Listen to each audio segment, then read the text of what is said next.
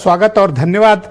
आप देख रहे होंगे कि इन दिनों महिलाओं के प्रति किस प्रकार की अपमानजनक भाषाएं बोली जा रही हैं, जिनका जिक्र अभी हम डिबेट में कर रहे थे।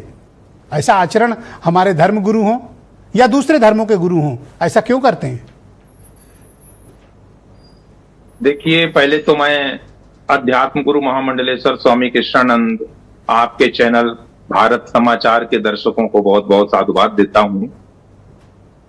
ये जो डिबेट रखी गई है बिगड़े बोलों को लेकर के, पहले तो मैं ये बताना चाहता हूं कि जो संत होते हैं, संत का तात्पर्य ही होता है कि जिसका जीवन संयमित है, जिसका आचरण संयमित है, जिसकी वाणी संयमित है।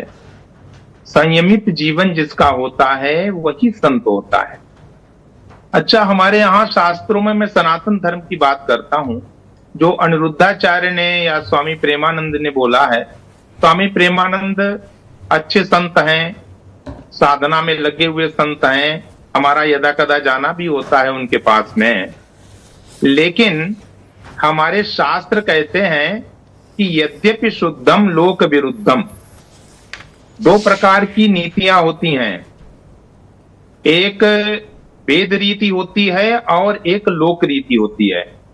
अगर कोई हम वेद की बात को कहें और उससे लोक रीति जो है वो भंग हो रही हो, उसका अपमान हो रहा हो, तो वहां पर हम उस वेद की वाणी को नहीं बोल सकते हैं। हमारे वेद कहते हैं कि सत्यम ब्रूयात प्रियम ब्रूयात, न ब्रूयात सत्यम अप्रियम। सत्य बोलो लेकिन प्रिय बोलो। ऐसा सत्य हम नहीं बोल सकते हैं जो अप्रिय हो, पहली बात। दूसरी बात यह है कि हमारा सनातन धर्म ये सिखाता है कि नारियों की पूजा, हमारे यहाँ नवरात्रि में स्त्रियों की पूजा की जाती है। अष्टवर्षा भवेद गौरी नववर्षा च रोहिणी, 8 वर्ष की गौरी होती है, 9 वर्ष की रोहिणी होती है।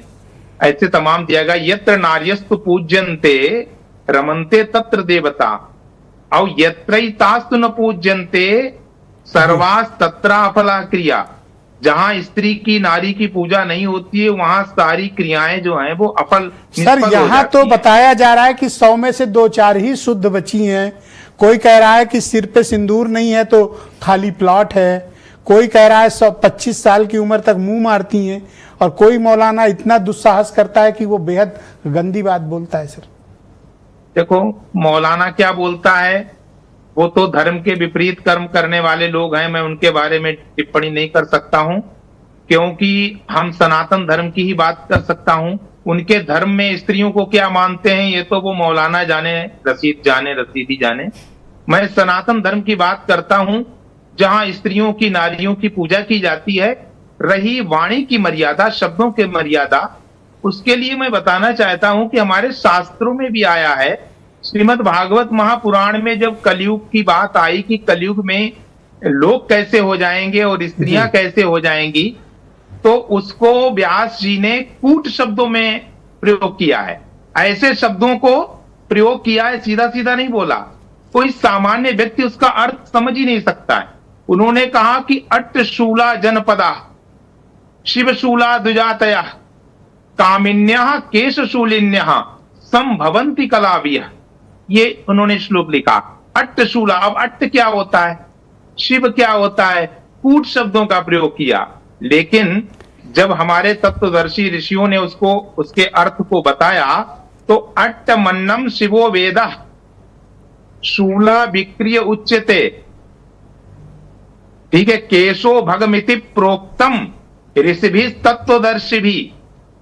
अब आप बताइए कि कलयुग में जो अन्न पहले खेतों में होता था, गांव में रहता था, बाजारों में नहीं बेचा जाता था जी। व्यास जी लिख रहे हैं कि कलयुग में अन्न बाजारों में बेचा जाएगा, बड़े बड़े शहरों में जाकर के।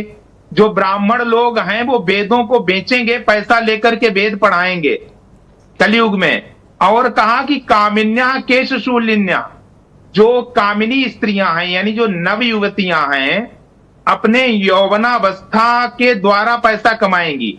लेकिन इस चीज को उन्होंने कहा कामिन्या केशशूलिन्या, कूट शब्दों का प्रयोग किया। आप क्या अपेक्षा करते हैं कि प्रेमानंद जी हों या अनिरुद्धाचार्य हों या दूसरे संत हों, समाज से और महिलाओं से क्षमा याचना करें?